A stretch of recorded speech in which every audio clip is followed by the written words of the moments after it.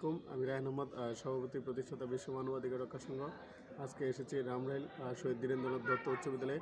রামরাইল গ্রামের সকল শিশুদেরকে শিক্ষার আওতায় নিয়ে আসার জন্য কাজ চালিয়ে যাচ্ছি। রামরাইল শহীদ ধীরেন্দ্রনাথ দত্ত উচ্চ বিদ্যালয়ের ছোট ছেলে মোরসালিন ক্লাস 8-এ পড়ে এবং ইয়ামুল রামরাইল শহীদ ধীরেন্দ্রনাথ দত্ত উচ্চ বিদ্যালয়ের ক্লাস 7-এর ছাত্র এবং হুসাইন রামরাইল গ্রামের একটি মাদ্রাসাতে পড়াশোনা করে। তাদের মধ্যে শিক্ষার আলো কীভাবে ছড়িয়ে দেওয়া যায় এবং বিশ্বের প্রতিটি মানুষের শিক্ষার আলো কীভাবে নিয়ে আসা যায় সেই জন্য কাজ চালিয়ে যাচ্ছে। I am working to ensure education around the world. That's why I am working for that. 2016 I was working for Chitta University.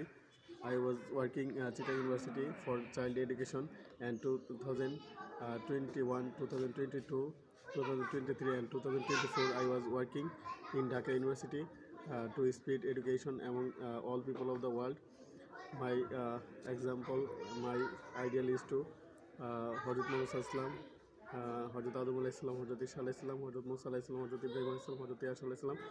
That's why I am working